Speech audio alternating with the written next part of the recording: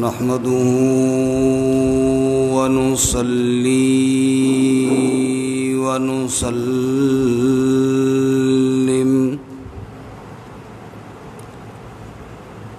على رسوله الكريم.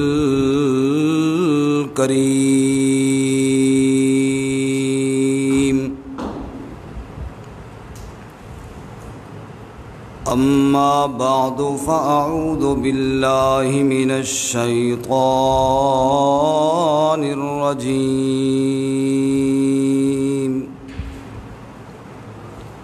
بسم الله الرحمن الرحيم.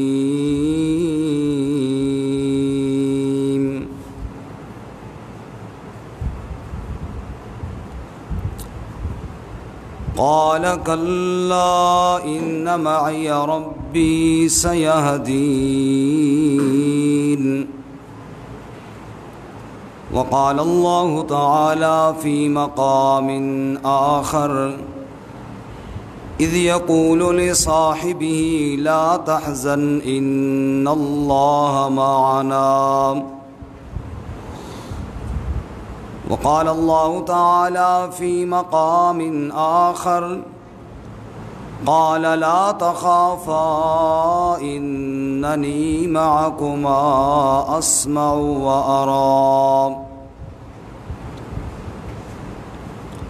سبحان ربك رب العزة عما يصفون وسلام على المرسلين والحمد لله رب العالمين. اللهم صل على سيدنا ومولانا محمد وعلى آل سيدنا ومولانا محمد وعلى آله وأصحابه أجمعين. معزز سامعین، دوستوں اور بزرگوں اور بھائیوں،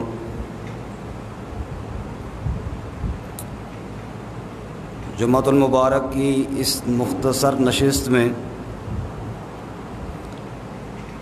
ہماری آج کی گفتگو کا عنوان اور موضوع معیت الہی ہے۔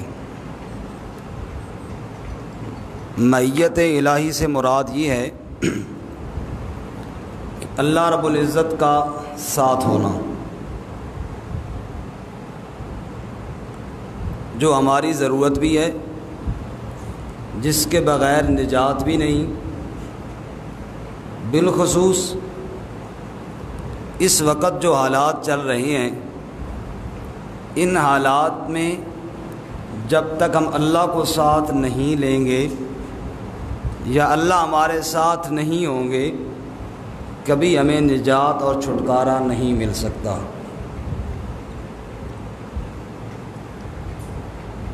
قرآن کریم میں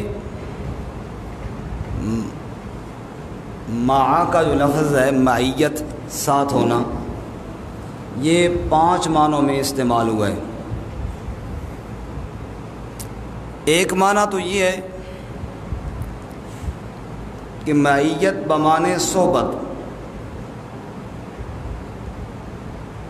کوئی کسی کے صحبت میں بیٹھے، تعلق میں ساتھ رہے، جیسے اصحاب رسول صلی اللہ علیہ وسلم کو رسول اللہ صلی اللہ علیہ وسلم کی معیت حاصل تھی۔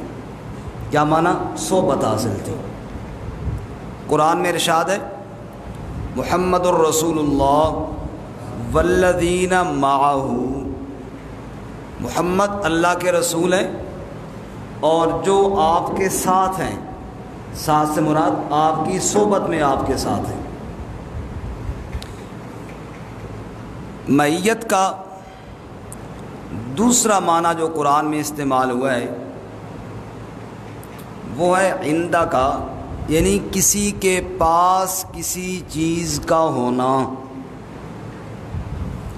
قرآن پاک میں ہے آمنو بما انزلت مصدقا لما معکم، اللہ نے یہودیوں سے کہا تم میرے قرآن پر ایمان لاؤ، یہ قرآن تصدیق کرنے والا ہے ان کتابوں کی لما معکم جو تمہارے پاس ہیں، جو تمہارے پاس ہیں۔ معیت کا تیسرا معنی ہے کسی کے اوپر، اعلیٰ پر۔ قرآن کریم میں اللہ فرماتے ہیں وَاتَّبِعُوا النُّورَ الَّذِي أُنزِلَ مَعَهُ، اس نور کی اتباع کرو جو نور آپ کے ساتھ نازل ہوا، مطلب آپ پر نازل ہوا۔ کتنے معنی ہو گئے؟ 3۔ چوتھا معنی مع کا ہے علم والا۔ اللہ تعالیٰ فرماتے ہیں ما یکون من نجوى ثلاثة الا هو رابعهم ولا خمسة الا هو سادسهم ولا ادنى من ذلك ولا اکثر الا هو معهم۔ اللہ فرماتے ہیں 2 آدمیوں الگ سے سرگوشی کر رہے ہوں، 3 ہوں، 4 ہوں، ان سے کم ہوں یا ان سے زیادہ ہوں، الا ہوا معہم، اللہ ان کے ساتھ ہے۔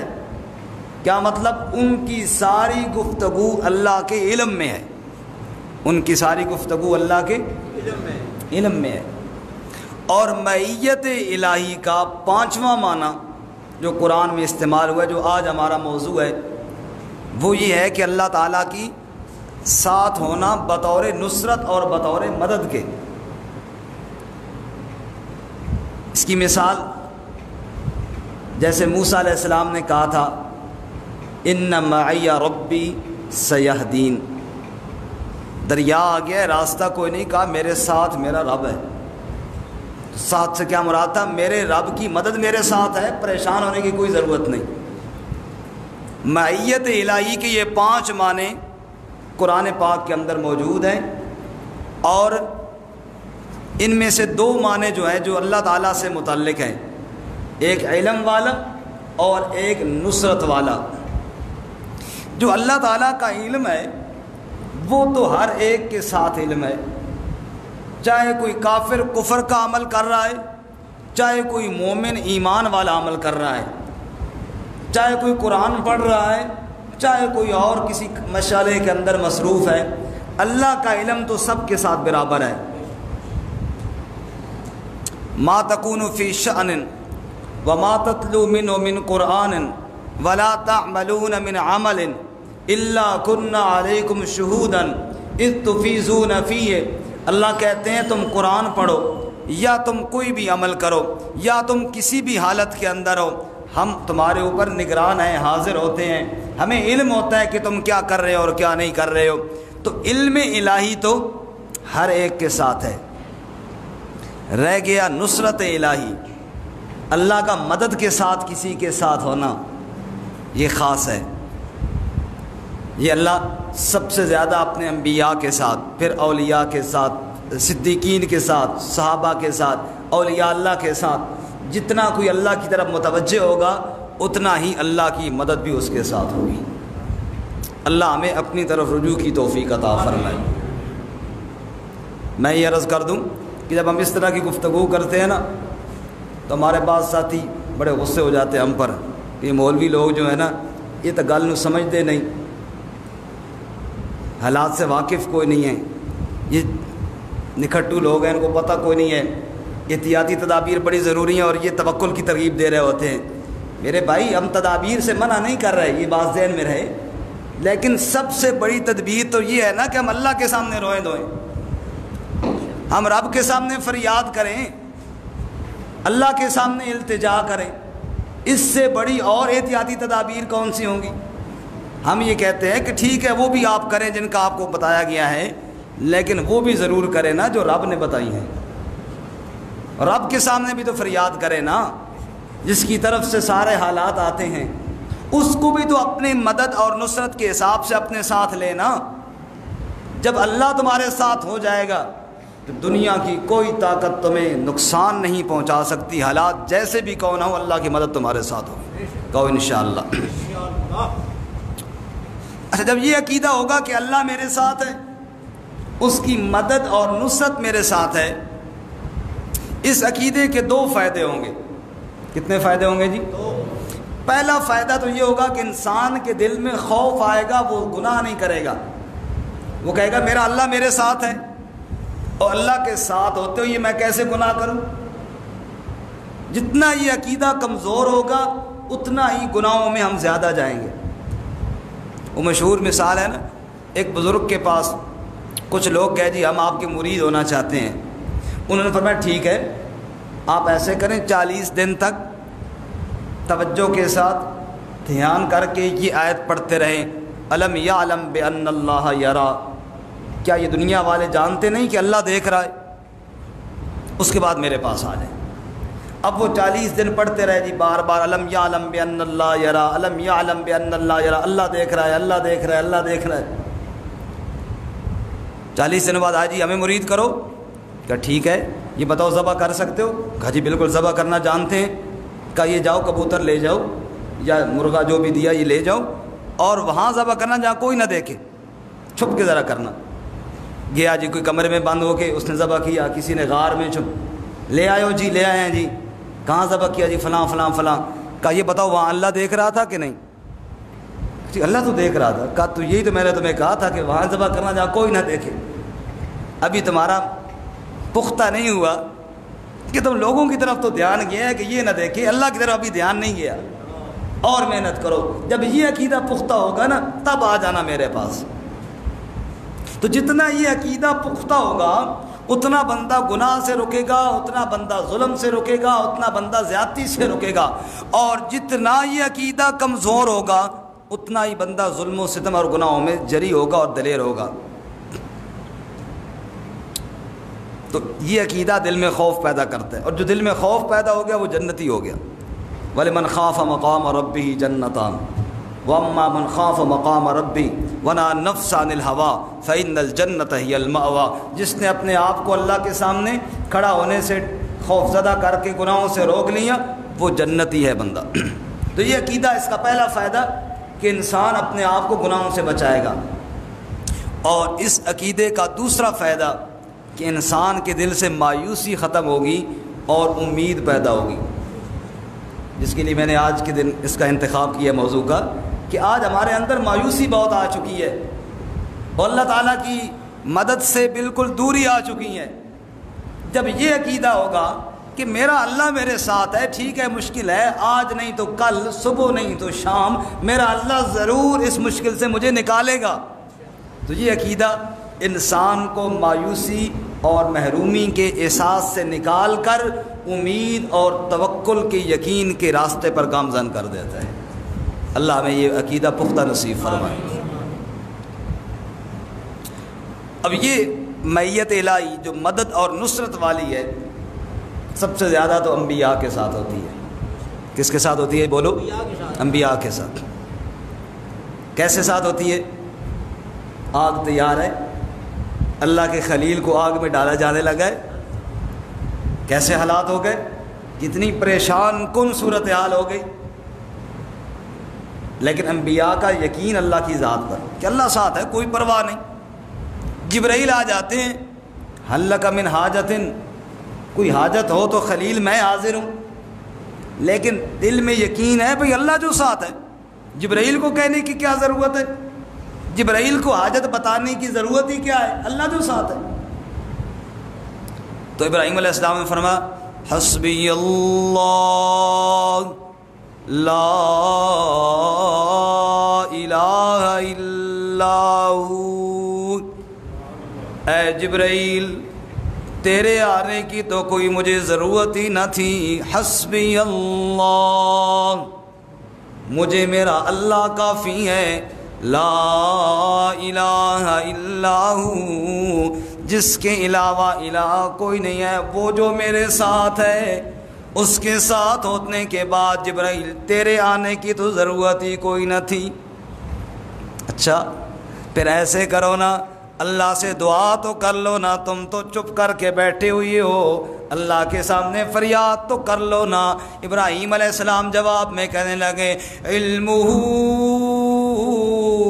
بحالی حسبی ان سوالی، میرا اللہ کوئی غافل نہیں ہے، وہ میرے ساتھ قدرت اور نصرت کے حساب سے بھی ہے، وہ میرے ساتھ علم کے حساب سے بھی ہے۔ علمہ بحالی حسبی ان سوالی، مجھے مانگنے کی کوئی ضرورت نہیں، وہ اتنا میرے ساتھ ہے کہ جتنا میں خود اپنے ساتھ نہیں ہوں وہ خود میری حفاظت فرما لے گا۔ یہ عقیدہ پختہ ہے، اس کو پختگی، اتنی پختگی اللہ نصیب فرمایا ہمیں۔ اللہ نے فرمایا قلنا یا نار کونی بردم وسلام علی ابراہیم، ہم نے فوراً آگ کو کہہ دیا اے آگ ٹھنڈی اور سلامتی والی بن جا میرے خلیل پر۔ اللہ کریم فرماتے ہیں جو مجھے ساتھ لے لے نصرت کے حساب سے، حالات جیسے بھی کیوں نہ آئے میں اللہ اس کی ضرور مدد فرماتا ہوں۔ سبحان اللہ۔ ابراہیم علیہ السلام کو باپ گھر سے نکالتا ہے اور باپ کہتا ہے وَاہْجُرْنِی مَلِيًّا، مجھ سے دور ہو جا۔ چل پڑے ابراہیم علیہ السلام، ہجرت کر کے جا رہے ہیں، باپ بھی مخالف ہے، قوم بھی مخالف ہے، وقت کا بادشاہ اور حکمران بھی مخالف ہے۔ کہاں جا رہے ہو ابراہیم؟ کدھر جانے کا ارادہ ہے؟ کہ ذاہب الی ربی، پریشان ہونے کی کوئی ضرورت نہیں، میں اپنے رب کی طرف جا رہا ہوں۔ کس کی طرف جا رہا ہوں؟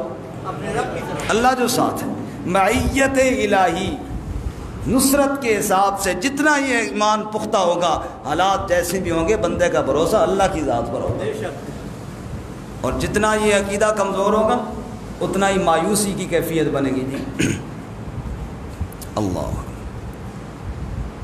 نوح علیہ السلام نے 950 سال دعوت دی، اس کے بعد اللہ نے کشتی پر بٹھایا،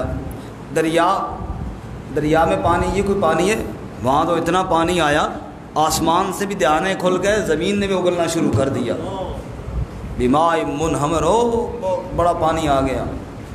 کشتی کے اوپر بیٹھے ہیں، ہمارے تو ان دریاؤں میں کشتیاں ڈوب جاتی ہیں، وہاں کتنا ڈوبنے کا خطرہ تھا، لیکن کیا ہوا؟ اللہ فرماتے ہیں وَحَمَلْنَاهُ عَلَى ذَاتِ أَلْوَاحٍ وَدُسُرٍ تجری بِأَعْيُنِنَا، نوح علیہ السلام کی کشتی کو ڈوبنے کا کوئی خطرہ نہیں تھا، حالات تو بڑے عجیب تھے، اوپر سے بھی پانی آ رہا ہے، نیچے سے بھی پانی آ رہا ہے، دنیا والے ایسے حالات میں کشتی پہ نہیں بیٹھا کرتے، ڈرتے ہیں کشتی الٹ جائے گی۔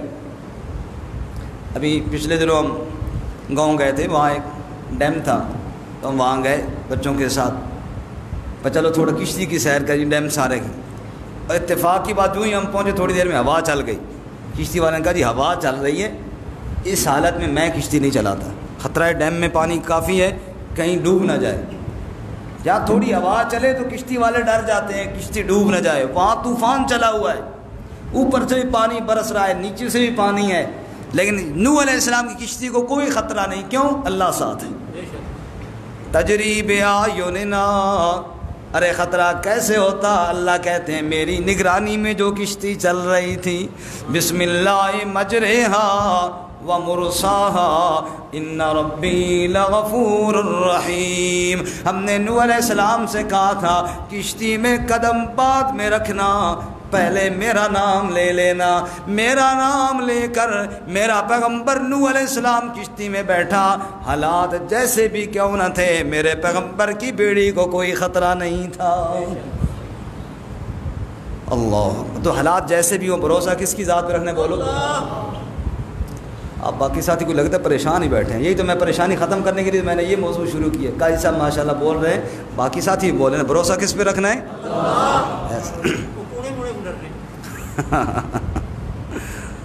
آگے جی، ایسی ہر نبی کے ساتھ، چونکہ وقت بڑا مختصر ہے ورنہ سارے آپ کو سناتا۔ موسیٰ علیہ السلام کی طرف آئیے جی۔ اللہ نے موسیٰ علیہ السلام سے کہا ہے موسیٰ تو جب مدین سے واپس آ رہا ہے، رات کے وقت میں نے تاج نبوت تیرے سر پہ رکھ دیا ہے، موسیٰ جا فرعون کی طرف، اذهب الى فرعون انه طغى، وہ بڑا سرکش بن گیا، بڑا نافرمان اور باغی بن گیا، جا کے میرا حکم اس کو سنا دے، وہ خدائی اور ربوبیت کا دعویٰ کر بیٹھا ہے۔ چلے گئے موسیٰ علیہ السلام، لیکن جانے سے پہلے رب کے سامنے فریاد کرنے لگے، اللہ مجھے ڈر ہے اور خطرہ ہے۔ کون سا ڈر اور کون سا خطرہ ہے موسیٰ تجھے؟ کہ اخاف ان یفرط علینا او ان یطغی، پہلا خطرہ تو یہ ہے وہ بات بھی نہیں سنے گا میری، وہ ایسا ضدی اور ایسا باغی اور ایسا سرکش اور متکبر انسان ہے، وہ تو میری بات بھی سننے کے لیے تیار نہیں ہوگا۔ دوسرا خطرہ یہ ہے اخاف ان یقتلون، وہ مجھے قتل کر دیں گے، کیونکہ اس نے پہلے سے میرے قتل کا آرڈر کیا ہوا ہے۔ میں تو اس کے قتل کے ڈر سے چھپ کر مصر سے نکل کر گیا تھا، اب دوبارہ جب اس کے دربار میں جاؤں گا وہ فوراً قتل کا آرڈر دے دے گا۔ موسیٰ علیہ السلام کی اس درخواست کے جواب میں ایک ہی جواب اللہ نے دیا، قال کلا اننی معکما اسمع و ارى، اے میرے موسیٰ تو بھی جا، ہارون تیرا بھائی بھی جائے، اور ڈرنے کی بات کوئی نہیں۔ قال کلا، ہرگز کچھ نہیں ہوگا، نہ تو وہ تجھے قتل کر سکے گا، نہ تو تجھے کوئی اور نقصان پہنچا سکے گا۔ کیسے میرے اللہ، کیسے نہیں پہنچا سکے گا؟ جواب دیا اننی معکما اسمع و ارى، تم اکیلے نہیں جا رہے میرے پیغمبر، میں اللہ بھی تمہارے ساتھ موجود ہوں۔ کیسے ساتھ موجود ہوں؟ نصرت کے حساب سے، مدد کے حساب سے۔ اسمع و ارى، میں تمہاری باتوں کو سن بھی رہا ہوں، تمہارے حالات کو دیکھ بھی رہا ہوں۔ اے میرے موسیٰ، جس کے ساتھ رب موجود ہو فرعون اس کا کچھ نہیں بگاڑ سکتا، جس کے ساتھ اللہ کی مدد موجود ہو دنیا کی کوئی طاقت اس کا کچھ نہیں بگاڑ سکتی۔ اللہ کریم فرماتے ہیں ہم نے موسیٰ علیہ السلام کو وہاں سے بچا لیا۔ اہل ذوق توجہ کرے تو بڑی پیاری بات عرض کروں۔ موسیٰ علیہ السلام جب پیدا ہونے لگے تھے تب بھی اللہ نے فرعون کی چھری سے بچایا تھا۔ جب پیدا ہونے لگے تھے چھری سے بچایا، ذبح ہو رہے تھے نا بچے، اور اللہ کی قدرت دیکھو، اسی سال اللہ نے موسیٰ علیہ السلام کو پیدا فرمایا جس سال ذبح کر رہا تھا۔ اور موسیٰ کی ماں ڈر بھی گئی، اور موسیٰ کی ماں کے دل میں خیال آیا بھی صحیح کہ جناب میرا بچہ تو ذبح ہو جائے گا۔ وَأَوْحَيْنَا إِلَىٰ أُمِّ مُوسَىٰ أَنْ أَرْضِعِهِ، اللہ کہتا ہے میں نے موسیٰ کی ماں کے دل میں یہ بات ڈالی، دودھ پلا اپنے بچے کو۔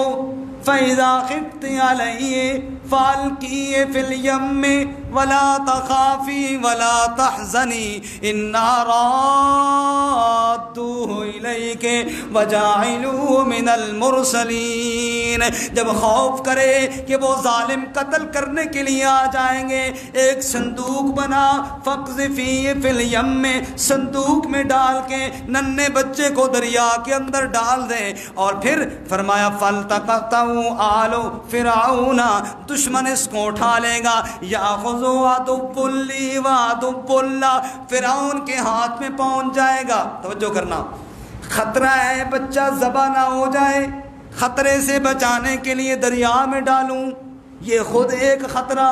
آگے یا اللہ تو کہہ رہا ہے فرعون پکڑ لے گا، یہ اس سے بڑا خطرہ، فرعون سے بچانے کے لیے تو میں نے یہ سارا پریشان ہوں۔ اللہ تعالیٰ نے فرمایا اِنَّا رَادُّوهُ إِلَيْكَ، میری بندی پریشان ہونے کی ضرورت نہیں، تم میرے حکم پر ڈال رہی ہے نا، اور میں اللہ وعدہ کرتا ہوں فرعون کی ذبح ہونے سے بھی تیرے بیٹے کو بچاؤں گا۔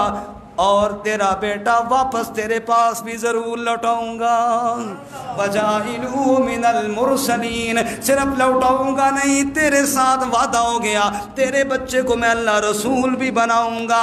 اللہ فرماتے ہیں میں نے وَأَلْقَيْتُ عَلَيْكَ مَحَبَّةً مِّنِّي موسیٰ، میں نے تیری محبت فرعون اور اس کی بیوی کے دل میں ڈال دی. تو بچہ تھا، چھری سے تجھے بچا لیا، آج جناب فرعون کے پاس جانا لگا ہے اللہ کے سامنے، پھر تو کہتا ہے یا اللہ کہیں مجھے وہ مار نہ ڈالے، کہا آج بھی تجھے بچاؤں گا.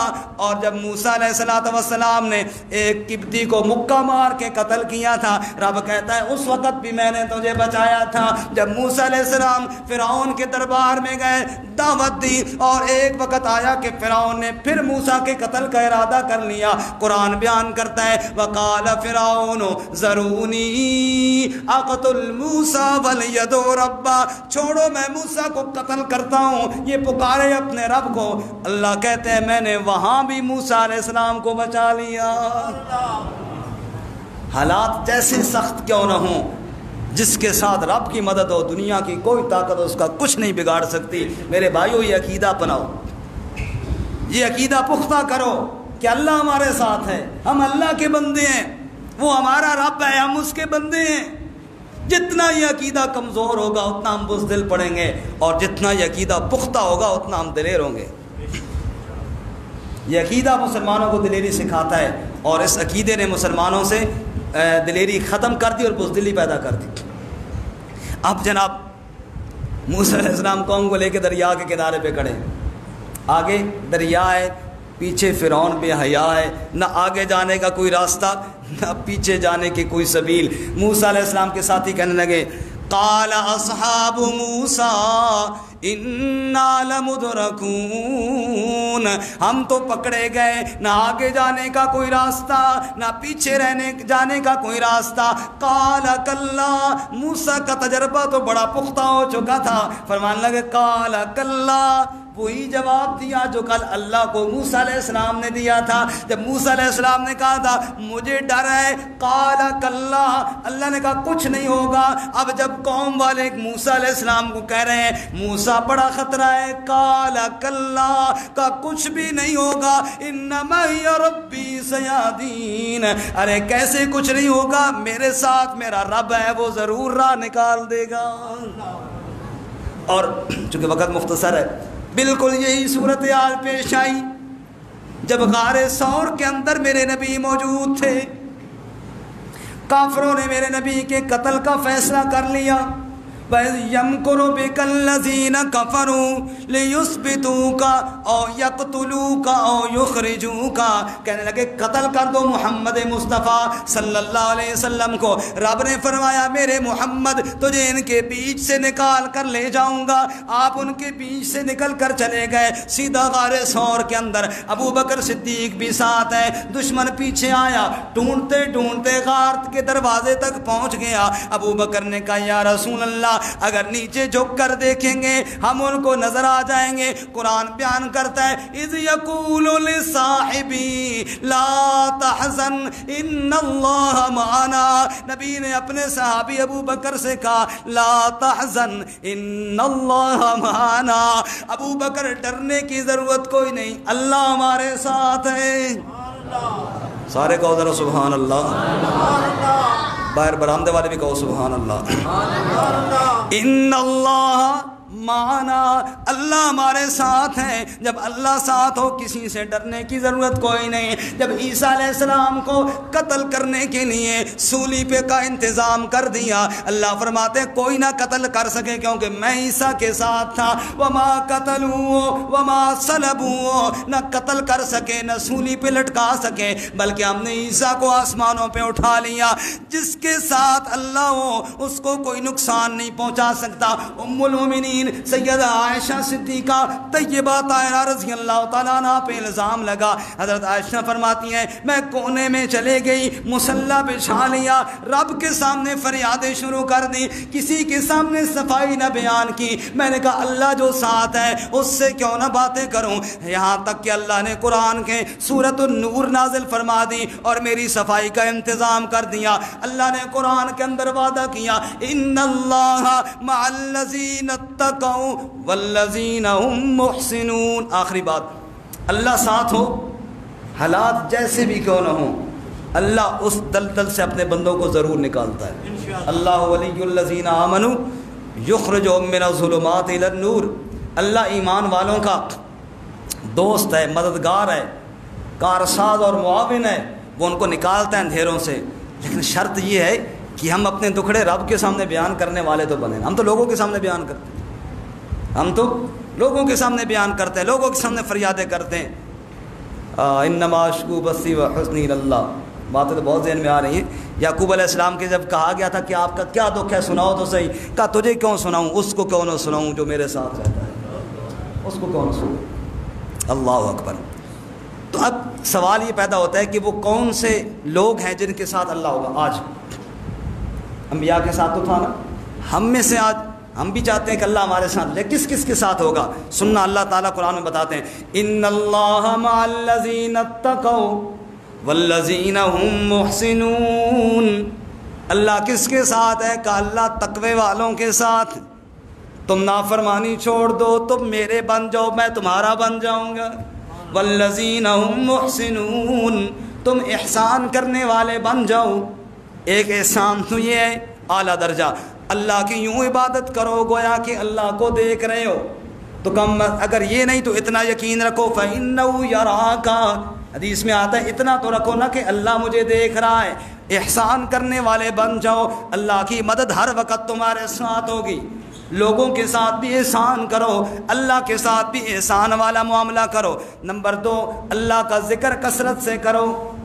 حدیث پاک میں آتا ہے, حدیث قدسی ہے, اللہ کے نبی فرماتے ہیں اللہ نے فرمایا انا عند ظن عبدی بی, میں اپنے بندے کے گمان کے مطابق ہوتا ہوں, اور جب وہ مجھے یاد کرتا ہے میں بھی اس کو یاد کرتا ہوں.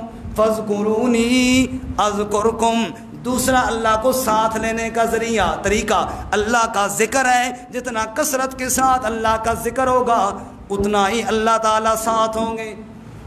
اور یہ دھیان کرنا, ہمارے بعض ساتھی وظیفہ پوچھتے رہے, میں پہلے جا رہا تھا, ایک ساتھی نے وظیفہ پوچھا, میں کہا نماز کے بعد یہ پڑھا کر.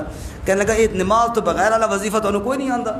جس ڈیڑھ بھی پوچھنا ہے نماز تو بعد یہ پڑھا کر, یعنی نماز یعنی نہ پڑھیں وظیفہ پڑھ لیں تو کام ہو جائے. ایسا کوئی وظیفہ نہیں ہے کہ اللہ کا فرض چھوڑ کر جناب بندہ صرف وظیفہ پڑھے تو کام ہو جائے. تو اللہ کا ذکر جو کرنا ہے اللہ کے فرائض کو پورا کرنے کے بعد کرنا ہے. 2 چیزیں. تیسری چیز اللہ فرماتے ہیں ان اللہ مع الصابرین. ان اللہ مع الصابرین, صبر کا دامن نہ چھوڑو, اور جتنے بھی حالات آئیں صبر کا دامن نہ چھوڑو, اللہ تمہارے ساتھ ہوگا. ایوب علیہ السلام 18 سال بیمار رہے, اللہ فرماتا انا وجدناہ صابرا, ہم نے صبر کرنے والا پایا. جب ہماری مدد آئی ایک لمحے کے اندر ہم نے ساری بیماری ختم کر دی. اللہ کے لیے کرونا بھی بگانا کوئی مشکل نہیں, یاد رکھو. لیکن اسباب ہم یہ تو ضرور اختیار کرتے ہیں, میں نہیں منع کر رہا, میں نے شروع میں عرض کیا, پھر اس کا دوسرا مطلب نہ لے لینا. میں اسباب احتیاطی تدابیر سے کسی کو منع نہیں کر رہا, وہ کریں, کرنی چاہیے, لیکن اس سے زیادہ ضروری رب کے سامنے فریاد کرنا ہے. رب کے سامنے فریاد کرنا ہے. جس دن رب کو ہم نے راضی کر لیا اس دن ساری چیزیں ختم ہو جائے گی. اور جب تک اللہ کو ہم نے ساتھ نہ لیا, جو مرضی کرتے رہیں, دنیا میں بھی ناکامی ہے, آخرت میں بھی ناکامی. اللہ میں کامیابی نصیب فرمائے اور سچی توبہ کی توفیق عطا فرمائے. وآخر دعوانا الحمدللہ.